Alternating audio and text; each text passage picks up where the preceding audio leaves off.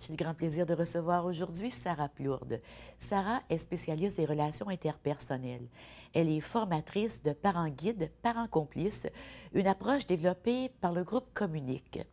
Au cours de l'émission, nous allons nous poser des questions à savoir pourquoi certains enfants ont des comportements dérangeants et comment on peut encourager des comportements adéquats. Le but étant bien sûr d'avoir des relations harmonieuses avec nos enfants, que nous soyons parents, grands-parents, oncles, tantes ou intervenants, et comment favoriser leur plein épanouissement, parce que ce que nous voulons finalement, c'est que nos enfants soient heureux.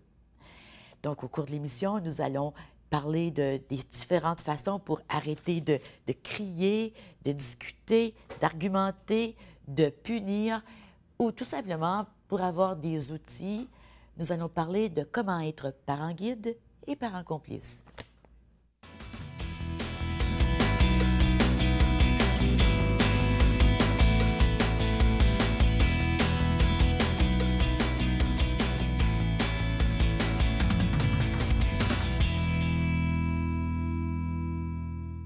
Bonjour, bienvenue à l'émission. C'est un grand plaisir de recevoir Sarah Plourde. J'avais reçu Sarah l'année dernière, à peu près à ce temps-ci, en début d'année, puis je m'étais promis de te recevoir de nouveau. Merci, Sarah, d'avoir accepté l'invitation.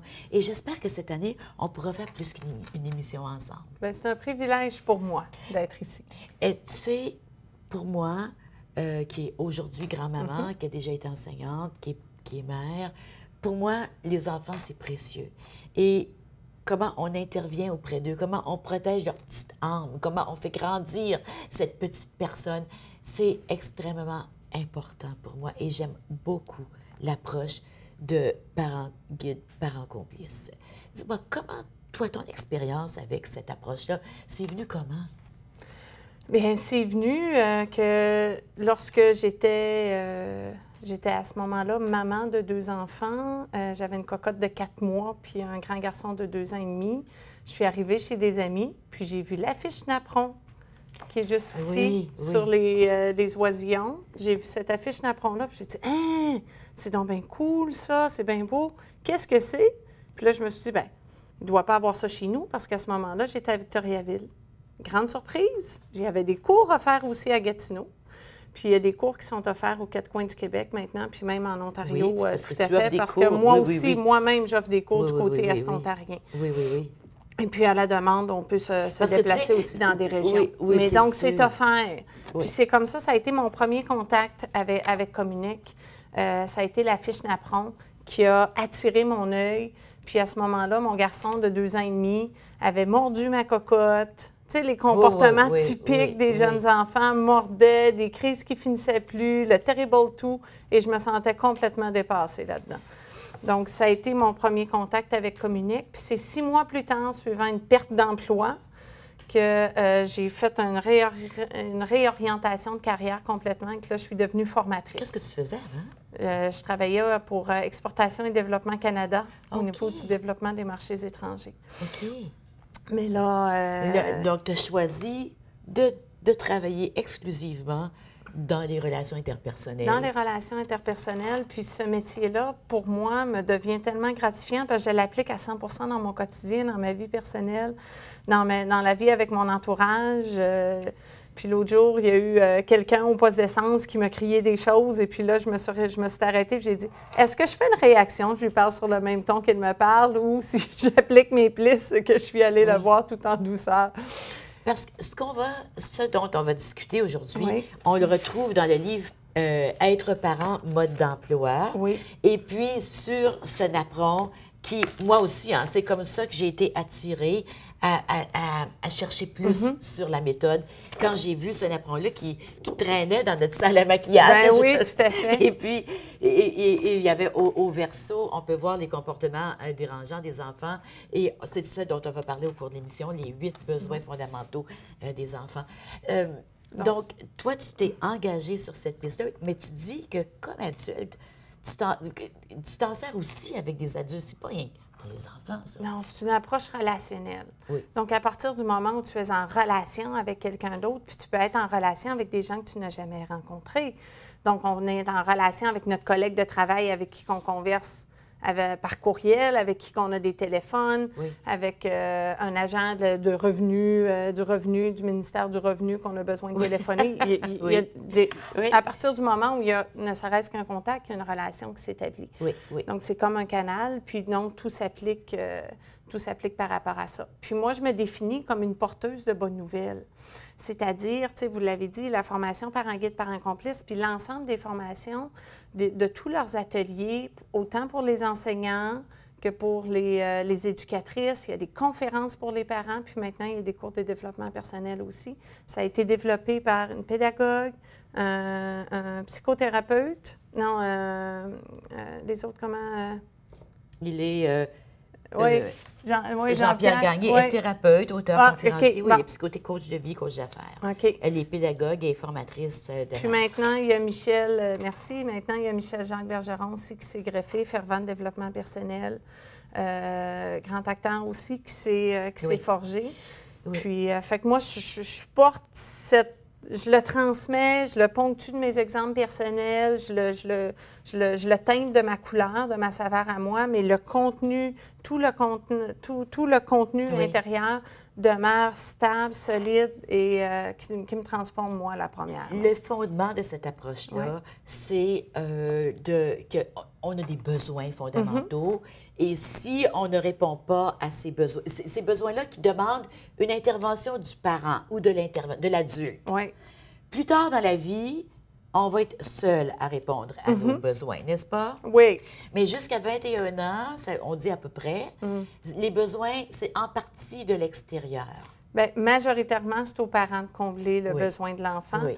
Aller jusqu'à 21 ans, puis même, il y a plusieurs études qui ont démontré que c'est 25 ans, puis jusqu'à temps que le cerveau soit complètement formé. Puis il y a même des nouvelles études qui vont aller jusqu'à 40 ans. Ah oui, hein? C'est pourquoi la crise du 40 ans, tu sais, qu'il y a souvent beaucoup de transformations qui vont s'opérer, des couples qui éclatent, des déménagements qui vont s'opérer, des changements de travail à cause de cette crise-là du 40 ans, qu'il y a d'autres connexions qui se font au niveau du cerveau. Donc, on va combler différemment aussi nos besoins. Oui, oui.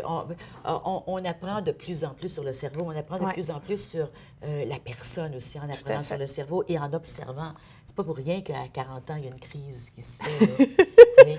Mais donc, le rôle des parents, on sait qu'il est fondamental, le rôle de la mère, du père, et on doit alimenter, ce qu'on dit dans le livre, c'est donner de la nourriture, il faut comment on dit ça, extérieur, intérieur. Oui. L'alimentation intérieure, l'alimentation extérieure. L'alimentation extérieure, c'est nourrir notre enfant de l'extérieur et nourrir notre enfant de l'intérieur. Donc, nourrir notre enfant de l'extérieur, ce sont des gestes que je vais faire. Je vais aller magasiner pour lui, je vais faire l'épicerie, je vais lui préparer le repas. Ça, ce sont des gestes que je vais faire. Donc, l'ensemble des gestes me permettent de autant nourrir physiquement mon enfant avec la nourriture, mais également de le transporter pour ses activités scolaires et tout ça, ce que tous parents vont faire spontanément, ou même de l'amener à l'école ou les activités sportives. C'est de voir au bien-être du corps physique. Effectivement. Oui. Puis au niveau des activités, de la nourriture intérieure, ça va être au niveau des paroles de ce que je vais dire. C'est important pour moi que tu manges chanté, donc j'ai acheté des belles pommes juteuses pour toi. Donc, je lui dis. Je lui confirme des attentions que j'ai eues. Puis je le dis à l'intérieur de mes cours, vous n'avez rien besoin de faire de plus. On en fait déjà suffisamment assez. Ce qu'on a besoin de faire, c'est de confirmer toutes les attentions bienveillantes qu'on a eues pour l'enfant, de lui confirmer. Mais parfois, le parent va le confirmer. « Ouais, tu me dis, je fais rien pour toi. Bien là, regarde, j'ai fait ci, j'ai fait ça, c'est moi qui transporte et tout ça. Oui. » Donc là, on n'atteint pas notre but. Ou encore, il ne dira pas, il va dire « Ouais, après tout ce que j'ai fait pour toi, puis regarde ce que tu fais. » Ouais. L'enfant ne sait pas. Fait que là, on est sur le ton de reproche. Oui. Faut, tu sais, quand on est en ton de reproche, l'autre, il n'a pas le goût de nous écouter. Fait qu'on laisse de côté le ton de reproche. Puis, c'est soit lorsqu'on revient de l'épicerie ou si on trouve que le moment n'est pas opportun à un autre moment donné, de lui dire, moi, je vais confirmer beaucoup aussi avec mes enfants dans la discussion de bord de lit que j'appelle. Oui. Tu sais, le 10 minutes qu'on va prendre avec chacun des enfants quand on va les border. Qu'est-ce que ça peut avoir l'air, une discussion avec ta fille de 5 ans ou avec ton fils de quel âge, 7 ans? Il a 7 ans maintenant. Oui. On va parler de sa journée scolaire, on va parler de... moi, souvent, je lui demande, ça a été quoi ton moment préféré aujourd'hui? Ou je l'appelle aussi, à la place du moment préféré, je l'appelle le moment de gratitude. OK. Parce qu'à travers la gratitude, il y a un merci qu'on Oui. veut dire. D'autres fois, parce qu'on varie, là, d'autres fois, ça va Oui. être quel est le bon que tu as reçu et le bon que tu as donné. Oui. Donc, le bon que tu as donné, c'est j'ai donné du calme à papa. Mon garçon va me dire ça. J'ai donné du calme à papa pendant que j'ai bien écouté à ma pratique de hockey parce que papa, il aide parent sur la glace. Donc, j'ai donné du calme ou puis j'ai reçu aussi beaucoup de collaboration, admettons, par rapport puis au ils hockey. apprennent beaucoup de ce qu'on dit aussi, hein? Les mots qu'on utilise, on va les voir, on va les Des entendre. fois, il était peurant, ça. Le plus grand pouvoir, action à pouvoir qu'on peut faire, c'est le modèle de qui nous sommes. Oui. Oui, oui, oui. Donc, le vieil adage de « fais ce que je dis, pas ce que je fais », C'est faux. ça marche pas. C'est faux. C'est « fais ce que je dis parce que c'est ce que je fais ». Oui, oui. Alors, si je veux que mon enfant il s'encadre dans ses heures, puis que moi-même, j'ai de la misère à m'encadrer, il y a une disproportion là, puis ça marche pas. Non, on s'en va à la pause Oui. et au retour, on parle finalement, on va parler de ses besoins. Des besoins On va concrètement. commencer. Restez avec nous.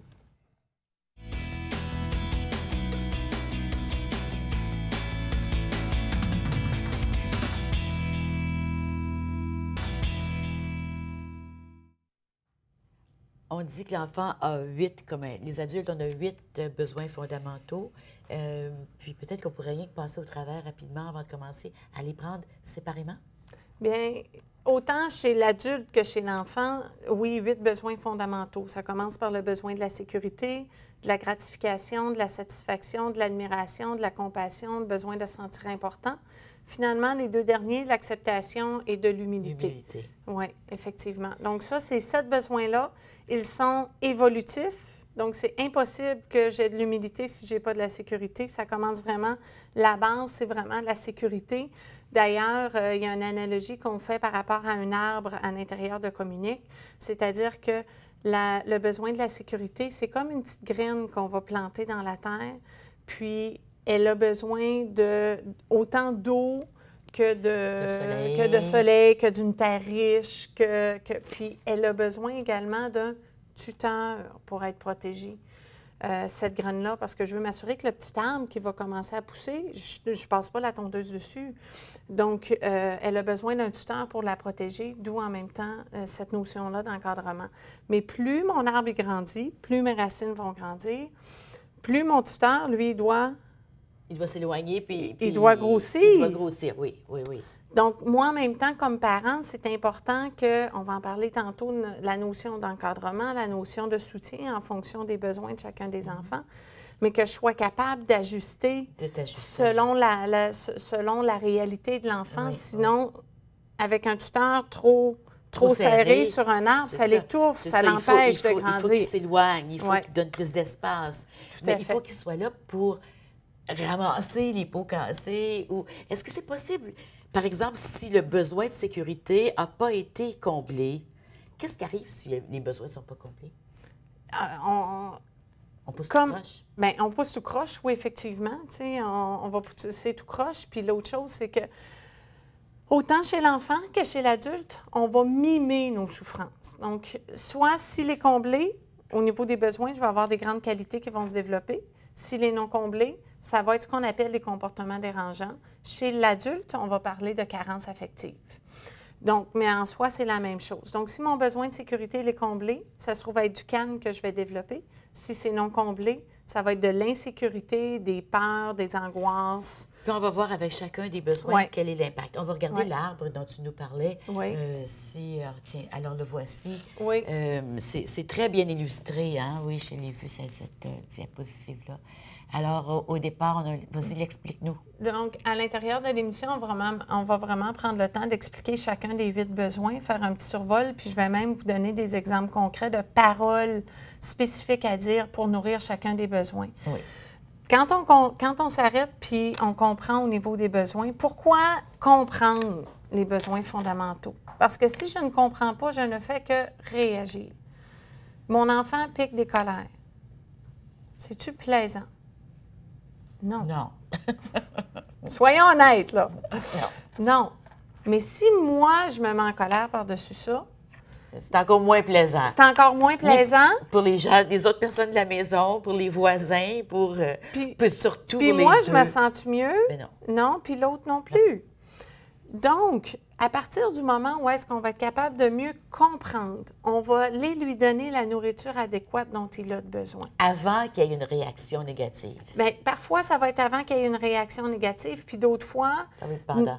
ça va être pendant. On s'en rend compte, notre ado, il est rendu, souvent, je les entends, là, les parents, mon ado, il est paresseux, il fait rien, et tout ça. Donc, il y a déjà des comportements qui s'est ancrés. On va pouvoir nous parler aussi de la récupération sur comment faire pour amener. OK. Est-ce que c'est possible de récupérer quelque chose? On se rend compte, mettons, à 15 ans, qu'un enfant a manqué d'admiration de ses parents ou quoi que ce soit, puis qu'il y a un impact négatif. Est-ce qu'on peut récupérer? Oui! C'est ça qui est le fun. Toujours. Oui. Bien, il y avait un livre qui disait tout se joue avant 6 ans. Là.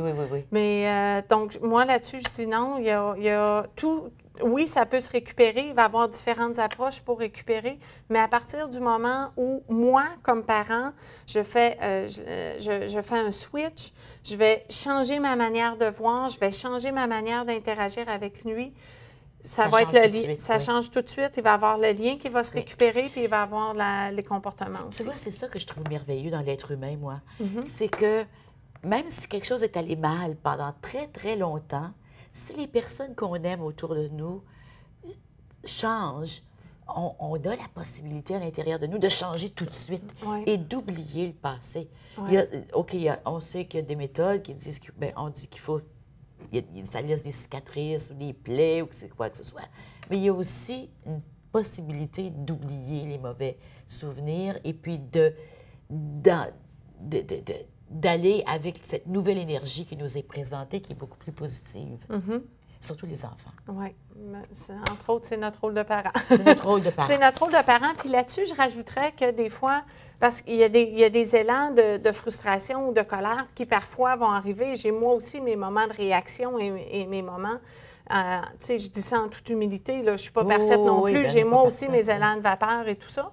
Puis souvent, là, je me rends compte que mes enfants, ils pardonnent plus vite que nous autres. Ah oui, c'est ce que je dis. Les enfants pardonnent très vite, donc, on a ils oublient à apprendre d'eux autres.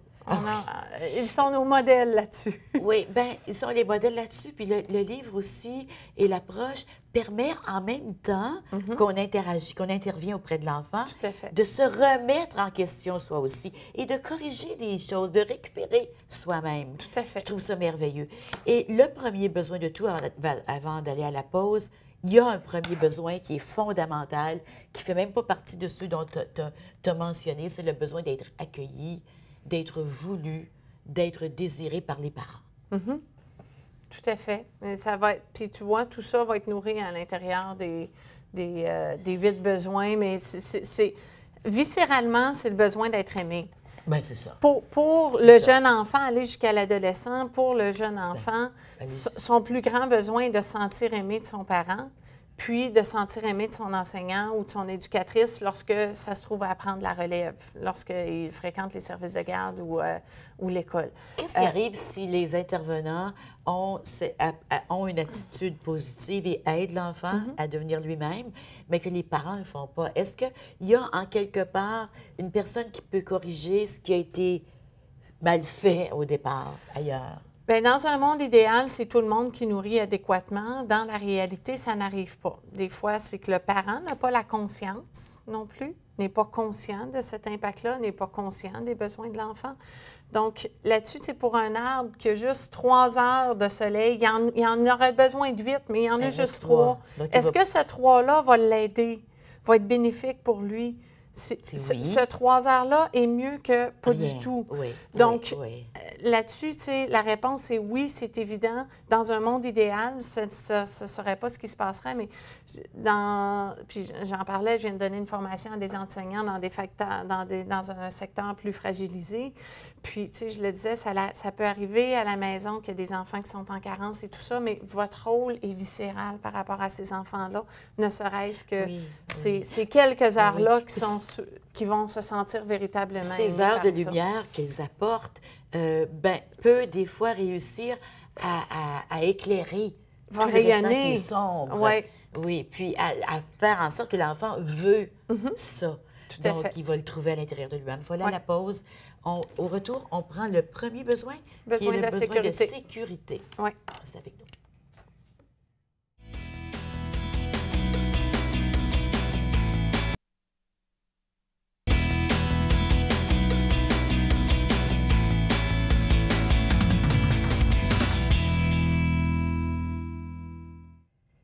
Je suis accompagnée de Sarah Plourde. Sarah, elle est formatrice de parents guides, parents complices, une approche que j'aime beaucoup et qui a été développée par le groupe Communique.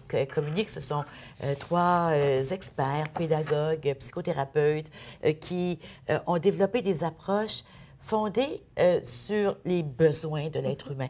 C'est quoi le lien entre ça et les besoins de Maslow, l'échelle de Maslow? Parce que je pense que ça se compare bien.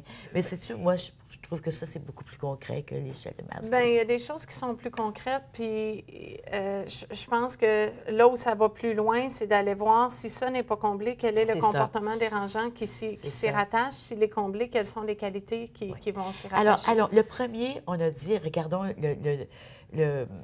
sur comment on appelle ça? La fiche d'apprentissage. La fiche. On a le premier qui est quand on manque de sécurité, on est inquiet, tendu. Ça dit anxieux, manifeste des peurs. Si l'enfant est souvent nerveux, s'il est stressé, s'il est agité, c'est un manque de sécurité. Il vit dans un environnement qui est empreint de tension. Il ne se sent pas en sécurité avec le parent. Qu'est-ce qu'on fait? Premièrement, on va faire un pas de recul, puis on va aller s'observer. Est-ce que j'utilise beaucoup la menace? Si tu ne fais pas ça, tu t'en vas pas là. OK? Ça, c'est une première chose. Donc, d'aller vérifier, parce que la menace, qu'est-ce qui est à la source de la menace? Une peur. C'est la peur. La Oui. peur de perdre son privilège. Donc, ça, c'est une première chose. Deuxième chose, on va aller voir, est-ce que mon enfant, il est encadré? Est-ce que les balises sont fermes et conséquentes? Est-ce qu'il les comprend? Est-ce qu'il les comprend? Est-ce que c'est clair pour lui? Est-ce qu'il est capable de les lire? Puis là, j'en parlais là, avec la nouvelle routine par rapport à l'école qui s'installe et tout ça. L'enfant en bas âge d'installer avec des pictogrammes plutôt qu'avec avec du texte écrit. Chez le plus vieux, avec du texte écrit. Puis, du même côté, de lui confirmer toutes sortes d'attentions bienveillantes que j'ai pour lui. Chez le plus jeune, des attentions comme « quand tu n'es pas là, je pense à toi ». Oui. Oui, je t'ai pas oublié. Je là. t'ai pas Il y a des oublié, enfants qui j'étais allée à commencent- l'épicerie, puis Oui. j'ai pensé à toi, j'ai acheté ces raisins-là, je sais que c'est ta couleur préférée, j'ai choisi le chandail bleu. Là, Certaines tu vois, attentions comme ça. Là, tu viens de démontrer aussi comment on peut, avec un geste, répondre aux besoins extérieurs et intérieurs de l'enfant. Oui. Donc, j'ai acheté des raisins verts parce que je sais qu'elle aime les raisins verts ou qu'il aime les raisins verts. Je lui dis, regarde, j'ai acheté des raisins verts parce que je sais c'est ce que tu aimes. Ou j'ai acheté des oranges parce que je sais que tu aimes les oranges. L'enfant sait que le parent pense à lui et il se sent, OK, il y a quelqu'un qui a le contrôle, je suis aimé, et une personne sait ce qui se passe autour et contrôle. Tout à fait. Puis d'autres fois, chez l'adolescent aussi, ça peut être, bien, souvent j'entends, tu sais, par rapport au taxi, là, de Oui. voyager les enfants et tout ça, puis je prends le temps de te voyager ce soir parce que c'est important pour moi que tu puisses socialiser avec tes amis, puis que cet aspect-là social est important que tu te développes et je sais que c'est important pour toi. Donc, moi, je prends du temps ce soir parce que pendant ce temps-là, il n'est pas en train de lire un livre dans son hamac, là, oui, le parent. là. oui. Il est en train d'être dans l'auto pour aller transporter son enfant. Parce que Ça je peut veux être que tu- aussi Oui. parce que je veux que tu fasses ton social ou c'est important pour moi avec que tu fasses des activités sportives et des choses comme ça. Alors, il faut dire ces choses-là qu'on fait. Lui confirmer OK. la multitude d'attentions bienveillantes qu'on a pour eux. Le deuxième besoin, c'est un besoin un besoin d'être gratifié, de se sentir gratifié. C'est-à-dire, si l'enfant est souvent frustré, s'il est colérique, négatif, il manque de détermination. Si on regarde le petit oiseau, il est rouge, puis on voit bien son expression. Il se dévalorise, il se brime, il veut toujours se venger. Il manque d'être gratifié. Il se sent brimé, dévalorisé. Le parent est surtout détecteur de fautes. Je l'appelle mes yeux détecteurs de fautes. Puis régulièrement, là, je regarde mes enfants, puis là, je dis, là, les enfants, j'ai besoin de votre aide. Là, je veux mettre mes yeux détecteurs de bon. Dites-moi, c'est quoi le bon qui se passe ici? Puis là, juste tantôt, je défaisais l'épicerie, il y avait quelque chose, puis là, ma cocotte, elle me dit, maman, je peux pas te faire ça maintenant, parce que je lui demandais de l'aide, parce qu'elle dit, je suis en train de défaire les yops, puis je les mets dans le frigo, puis ça, c'est bon, maman. Elle a 5 ans. Donc, à force du vocabulaire comme ça qu'on utilise, les enfants prennent la relève. Oui. Mais régulièrement, l'enfant, il va faire son lit. Le lit est tout croche. Sur quoi le parent, il va mettre l'accent? Sur le lit qui est croche. Tu me dis que tu as fait ton lit, franchement, va me refaire ça. L'adolescent, qu'on dit qu'il a tondu le gazon, puis il a fait les coins ronds un peu. Sur quoi je vais mettre l'accent? Bien, tu me dis que tu as tondu, franchement, regarde ça, si c'est mal fait, va me reprendre ça, le travail. Il a fait, puis dans certains cas, comme dans un cas comme ça, il a fait 90 du travail. C'est important que je reconnaisse ce 90 Puis même %-là. s'il ne fait rien que 10 Puis dans d'autres cas, où est-ce que d'habitude, il ne le fait pas du tout, puis là, il a fait un 10 je dois voir le bon derrière ce petit geste-là. Puis plus tard, ça va s'agrandir. Oui. On a notre peur aussi de parents que, oui, mais si je ne lui dis pas, il va devenir paresseux. Il va devenir paresseux, puis il ne s'améliorera jamais. Donc, c'est important que je lui dise. Oui, c'est important que je lui dise. Pas nécessairement la première fois qu'il le fait. Puis, il y a une façon de le dire. Il y a une façon de le dire. Puis aussi, je dois, à travers mon pas de recul, évaluer quel est mon degré de relation avec, dans ce cas-ci, avec l'enfant.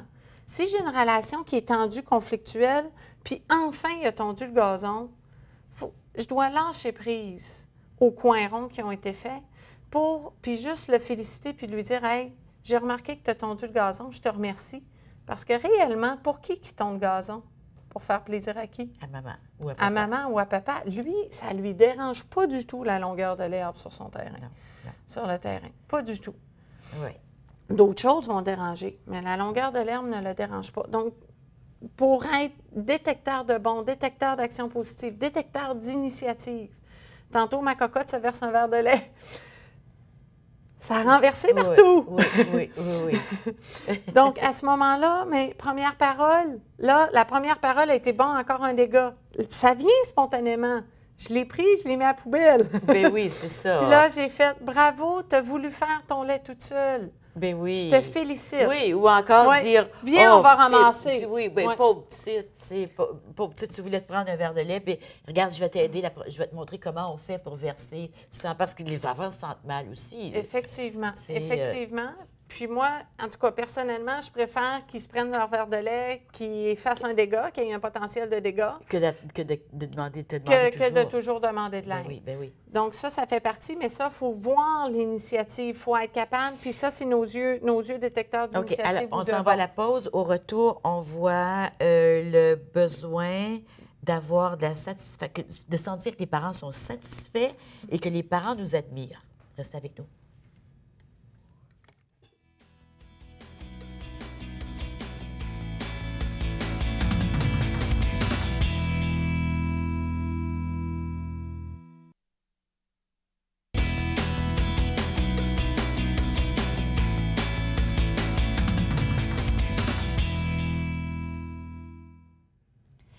Si votre enfant est triste ou s'il manque d'intérêt, c'est un signe qu'il a un besoin qui n'a pas été comblé. Je ne dis pas triste une fois de temps en temps, mais qu'est-ce qu'on fait avec l'enfant qui a l'air d'être très souvent triste?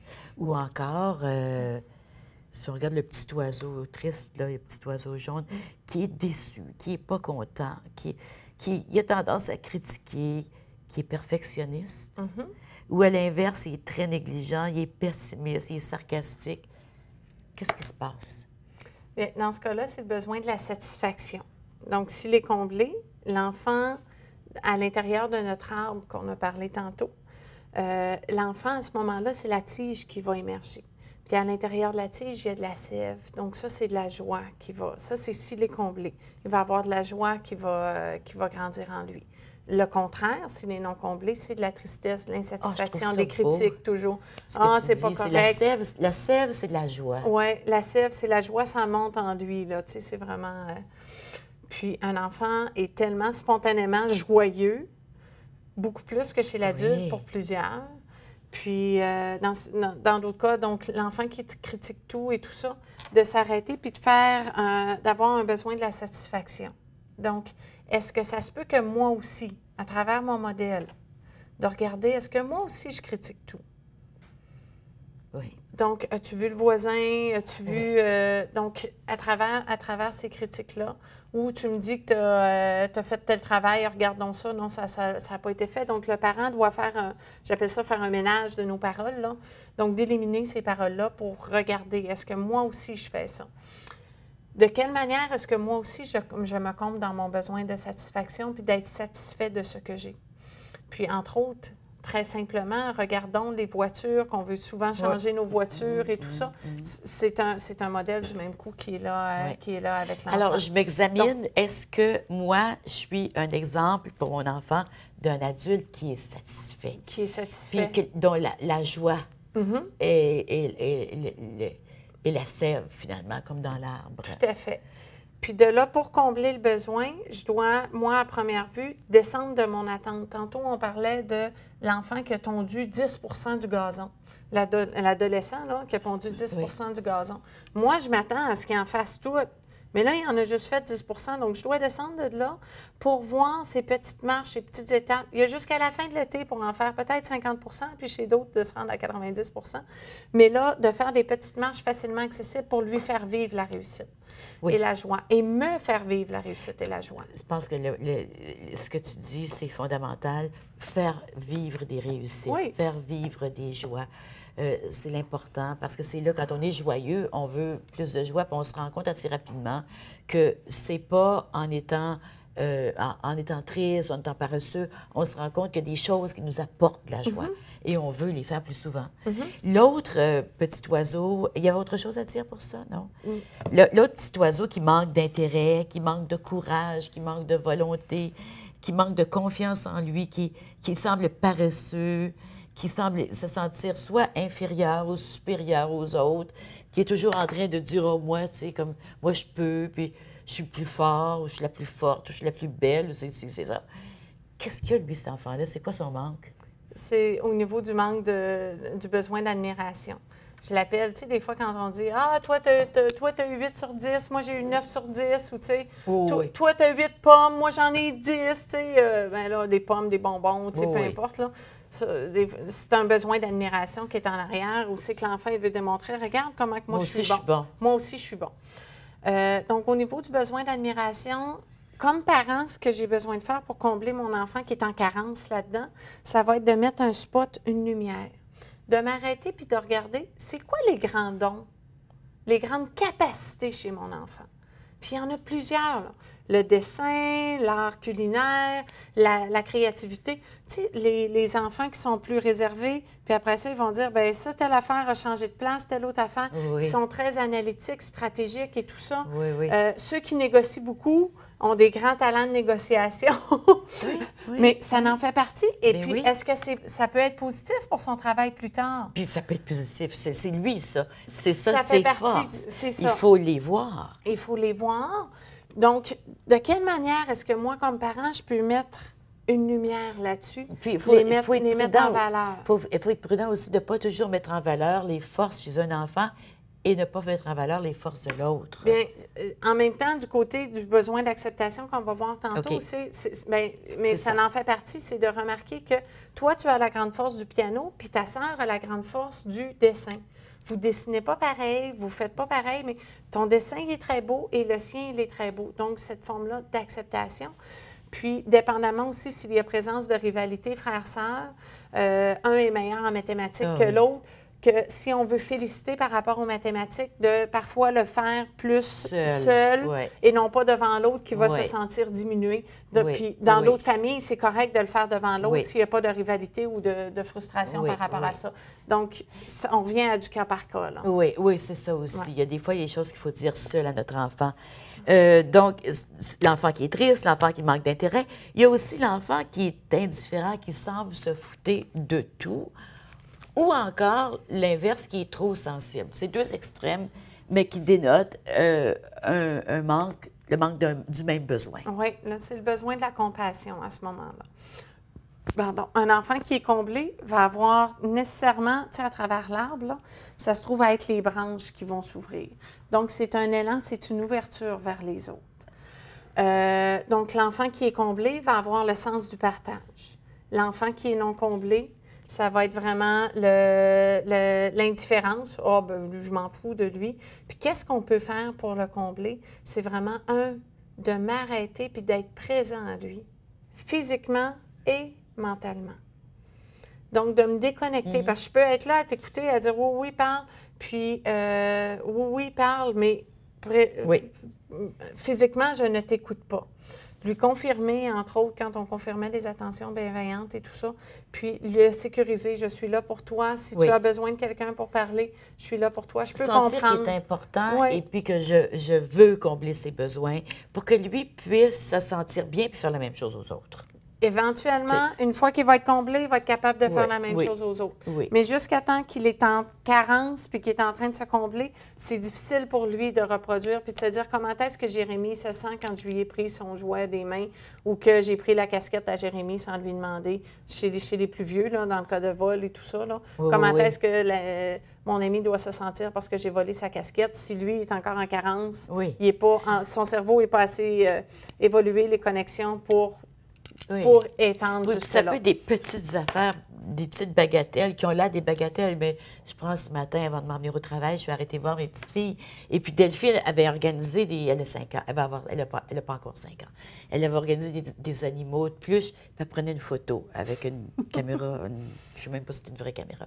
Elle prenait des photos de ces animaux, puis après ça, mais Fiona, qui a 3 ans, voulait avoir les mêmes animaux que Delphine.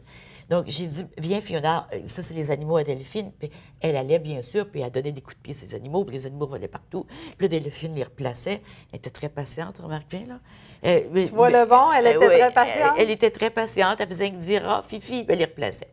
Puis j'ai dit, Fifi, viens, on va aller chercher des animaux pour toi aussi. Donc, je suis allée avec elle. Puis là, au début, elle disait non, non, puis finalement, elle est venue. Puis elle était toute contente de revenir avec ses animaux à elle aussi. Puis elle les plaçait, puis là, elle aussi, elle prenait des photos de ses animaux.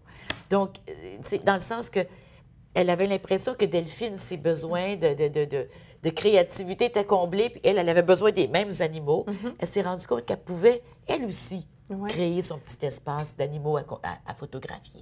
C'est un bel exemple de compassion, c'est que, tu sais, à travers, quand on parlait j'ai le mot vulgarisé, là, mais les émotions, est-ce que ça se peut que toi aussi, tu aimerais ça, prendre des photos de tes toutous?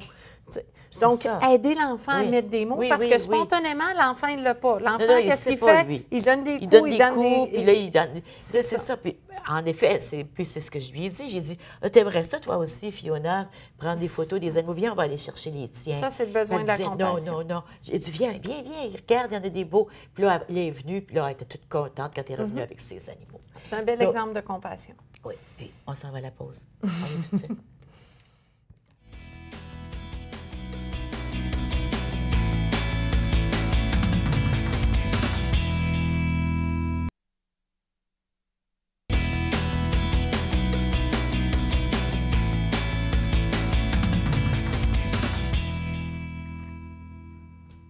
Sarah, avant qu'on poursuive, qu'on fasse les 3 derniers, est-ce que c'est 3? Oui, les 3 derniers besoins. J'aimerais que tu expliques aux gens à la maison un peu comment tu procèdes pour faire des formations.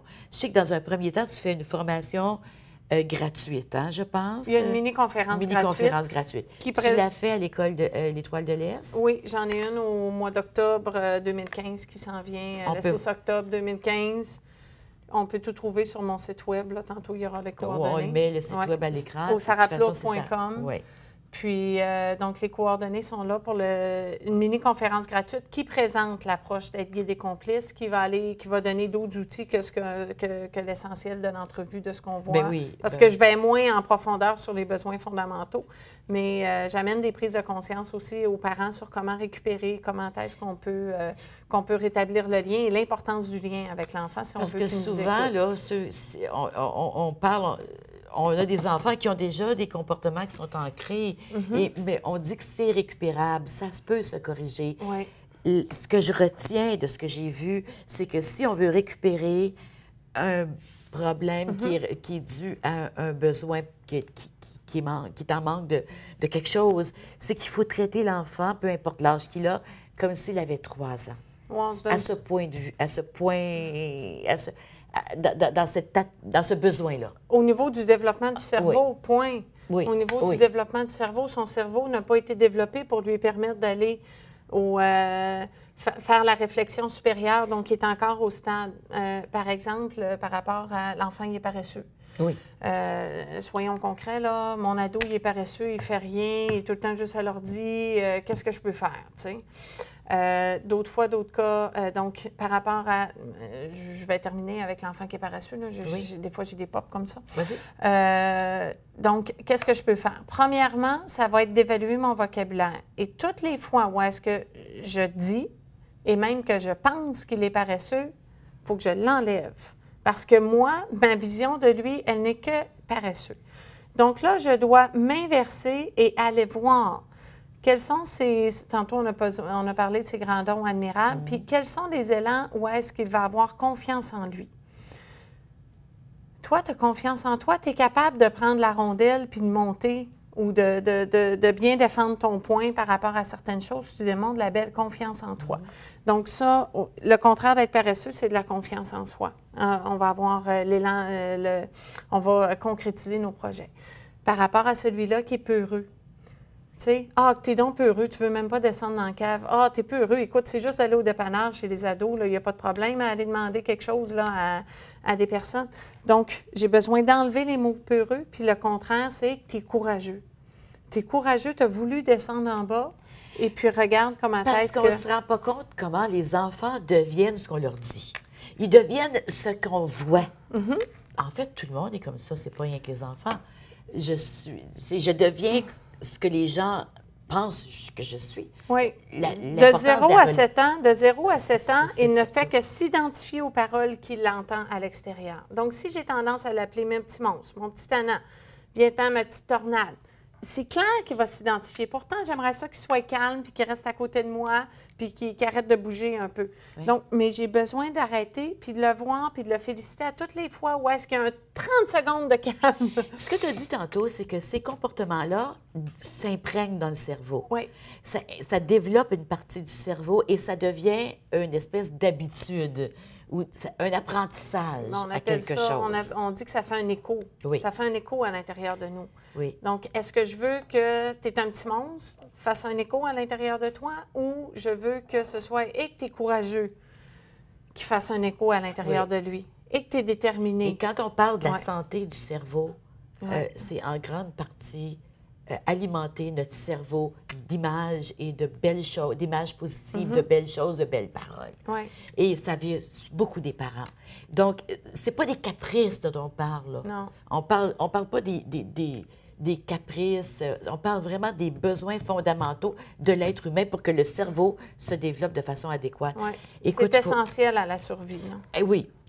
Si un enfant cherche à attirer l'attention ou encore s'efface complètement, deux extrêmes du même continuum. Qu'est-ce que ça veut dire? C'est qu'il est en manque au niveau de son besoin d'être important. S'il était comblé, au niveau du besoin de se sentir important, c'est qu'il a de l'estime personnelle. Qui je suis a de la valeur dans la vie des autres. S'il est non comblé, il va s'effacer ou, au contraire, il va vraiment s'impliquer, puis il cherche à toujours parler plus fort que les autres, avoir le dernier mot, ces choses-là. Donc, qui je suis est important. Oui. Donc, comme parent, je dois lâcher prise à des paroles comme toi. Dérange-moi pas avec tes affaires, je ne veux pas en entendre parler, c'est fini. Je dois lâcher prise à ça. Puis, tantôt, on parlait du besoin de la compassion, m'arrêter pour l'écouter. Puis, dans la mesure du possible, prendre en considération. Il reste quand même que les enfants, souvent, vont essayer de parler en même temps. Oui. Mais je sais que tu as une technique pour ça. Tu leur fais lever la main. Oui. Je leur fais lever la main où on a le bâton de la parole, là. Oui. Puis, donc, parce que des fois, ils sont enthousiastes. Ils sont enthousiastes, moi, ils veulent parler. J'ai ma petite Delphine qui a toujours quelque chose à raconter, puis il faut lui dire OK, attends ton tour, puis moi aussi, je fais ça depuis longtemps. Lève ta main pour me dire que tu veux parler. On va finir avec une, puis il va venir à toi tout de suite après. Un pas à la fois. Puis là, ça l'oblige à ce moment-là, elle le sait que j'ai vu qu'elle veut parler. Oui. Elle est capable d'attendre et elle écoute l'autre. Oui. Donc, ça fait des enfants plus à l'écoute des autres. Oui, puis un pas à la fois. Oui.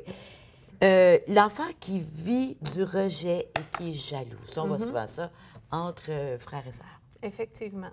Donc, il est en carence au niveau de son besoin d'acceptation. Peut-être est-ce que je le vois juste par ses côtés plus nuageux. Tu sais, tantôt, on en parlait, là. Son désordre, ses caprices, son négativiste et tout ça. Je ne vois que ces comportements qui me dérangent, mais j'ai oublié l'être extraordinaire qui est en dedans.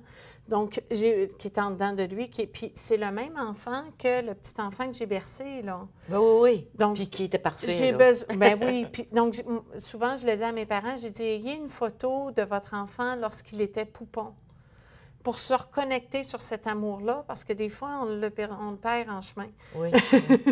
Très. Oui, oui. Donc, est-ce que ça se peut aussi que des fois, on a trop de paroles louangeuses pour un ou une, puis pas pour les autres? Il faut s'assurer qu'on fait l'équilibre entre les enfants. bien, on peut s'assurer qu'on fait l'équilibre, puis il y en a d'autres, puis parfois, on doit s'adapter, parce qu'il y en a un qui veut des paroles, puis l'autre, il veut des gestes. Ça, c'est vrai aussi. L'autre, il veut que j'aille Oui. passer une partie de temps au cinéma avec toi, Oui. puis l'autre, il préfère Oui. avoir plus de lecture de bord de lit. Donc, je dois accepter mon enfant comme Il y a un il très est. bon livre là-dessus, c'est quoi les 5 langages d'amour, tu connais? Je trouve ça bien parce que ça nous fait voir que chacun a une façon d'accueillir l'amour des Oui, autres. de démontrer Et de le spontanément. démontrer. Ouais. Et le dernier, on est allé vite, hein? Le dernier besoin, c'est un manque d'humilité du parent. Alors, l'enfant qui est orgueilleux, qui est vaniteux, qui est toujours mieux que les autres, c'est quoi? C'est quoi le problème? Donc, ça, c'est le besoin d'humilité du parent, que moi, comme parent, je dois aussi m'arrêter et démontrer que je ne suis pas un parent parfait, que ça arrive, que je fais des erreurs, que si je me suis emportée après un enfant, que je vais être capable d'aller dire, écoute, tantôt, là, maman ou papa a dépassé des limites, je m'excuse, ce que j'ai fait n'était pas correct, je m'excuse. Donc, je vais aller reconnaître, j'ai fait une erreur. Souvent, en place de dire je m'excuse, c'est beaucoup plus de j'ai fait une erreur, je suis désolée. Pour ramener et rétablir ce contact-là, puis sortir de l'image du parent parfait, là. Nous sommes parfaits avec nos imperfections. Souvent, je dis ça comme ça, là, parce que, donc, de nous accepter au niveau du besoin d'acceptation, de nous accepter dans nos grandes forces. Puis, du même coup, avec l'acceptation aussi, souvent, moi, j'ai une parole dans mon bureau en bas qui est marquée tout le monde est un génie. Mais si un poisson se juge à sa capacité de grimper aux arbres, il va passer sa vie à se dire qu'il est un idiot. C'est vrai. Donc, d'aller voir c'est quoi les grandes forces. Fait que là, on revient avec le besoin d'acceptation, le besoin d'admiration. C'est quoi les grandes forces qui sont là? Puis si c'est des lacunes, le parent peut arriver et dire, écoute, je sais que là-dedans, c'est plus difficile, tu peux compter sur moi, je suis là pour toi. Avec l'adolescent aussi. L'ado a besoin de se faire confirmer que son parent est là pour lui. Dieu, oui, comment? On s'en va à la pause. Au retour, on voit quelle sorte d'adulte on devient si on suit tout ça. Et aussi, j'aimerais savoir, est-ce qu'il faut que ce soit compliqué? Il me semble, des fois, ça peut avoir l'air compliqué pour les gens. On s'en va à la pause, on revient tout de suite.